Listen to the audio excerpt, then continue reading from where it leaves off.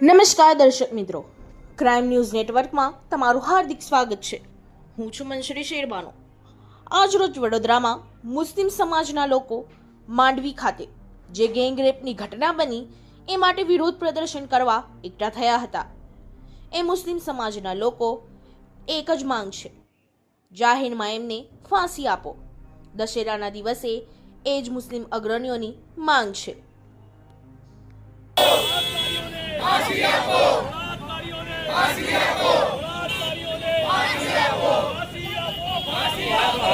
तो यही कहूंगी कि हमारे मुस्लिमों में जो होता है कि पत्थर मार के मार डालो, फांसी पे लटका लो, पर मैं ये सजा नहीं मांगूंगा। हमारे भारत देश में नया कानून लाओ, उनको नामर्द बना दो, उनको नामर्द बना देना चाहिए, उनके हाथ काट डालो कि किसी लड़की को हाथ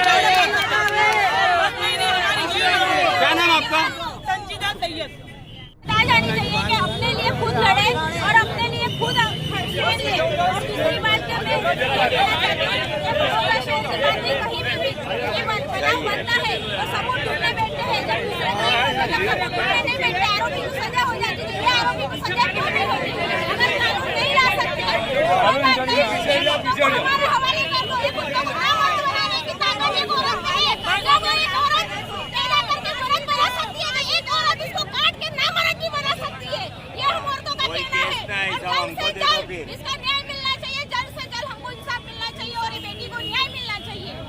આરોપ સાબિત થાય આરોપીઓ પર તો અમારી એવી માંગ છે કે એમને માંડવી પર લાવીને એવી રીતે ઇસ્લામિક કાનૂનમાં છે કે પથ્થરો મારીને મારી નાખવાનો હુકમ છે બળાત્કાર, તો અમારી એ માંગ છે કે ભાઈ સરકારજી કે તમે આવી રીતે એક સજા આવી રીતે કરો જાહેરમાં, તો લોકોને એક દાખલો બેસશે અને આવા બનાવ સમાજમાં બનતા લોકો બનાવતા વિચાર કરશે અને લોકો સુધરશે। જો આવા બનાવ તમે કોર્ટ અને એના પર એ કરશો તો વર્ષો નીકળી જશે, એમને ન્યાય। તમારી માંગ છે કે એમના પર જો આરોપ સાબિત થાય ફાસ્ટ ટ્રેકમાં કોર્ટમાં કેસ ચલાવો અને એમાં સખ્ત ને સખ્ત સજા આપો।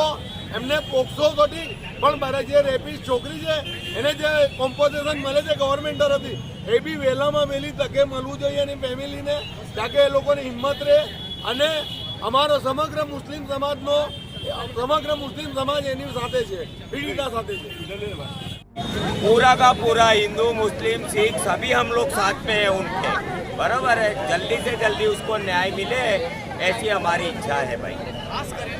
आज जमा थया जो शू मांग? आज वडोदरा शहरना समस्त मुस्लिम समाजना लोको માંડવી ખાતે ભેગા થયા છે। આ લોકો ભેગા એટલે થયા છે કે વડોદરાની એક જે દીકરી છે જે ભાયલીમાં રહે છે એની સાથે જે રાક્ષસોએ દુષ્કર્મ કર્યું છે એ રાક્ષસોને આજે કોર્ટમાં હાજર કરેલા। પોલીસે એમની 2 દિવસમાં એવી સર્વિસ કરી છે કે આજે કોર્ટમાં આરોપીઓ બૂમો પાડતા હતા કે हमको जेल भेज दो, पुलिस बहुत मारती है। હજુ તો એમને બહુ ભોગવવાનું બાકી છે। એ લોકોએ વિચારવું જોઈએ કે જ્યારે એ લોકોએ પીડિતા સાથે આવો અન્યાય કરતા હતા ત્યારે એ પીડિતાની શું હાલત હશે। અને આ મુસ્લિમ સમાજ અરે રોડ પર એટલે ઉતર્યું છે કે એ પીડિતાને ન્યાય મળે અને અમે બાહેધરી આપીએ છીએ કે ભારત આપણા દેશની અને આપણા ગુજરાતની નહીં પરંતુ આપણા શહેરની છોકરી છે એને ન્યાય મળે, એના માટે સમસ્ત મુસ્લિમ સમાજ બાહેધરી આપે છે કે જ્યાં સુધી ન્યાયિક લડત આપવાની હશે કે રોડ પર ઉતરવાનું હશે તો અમે એની સાથે રહીશું। અમે સરકારને વિનંતી કરીએ છીએ કે અવારનવાર નવા કાયદાઓ બનાવવાની પાછળ એ લોકો પડેલા રહે છે।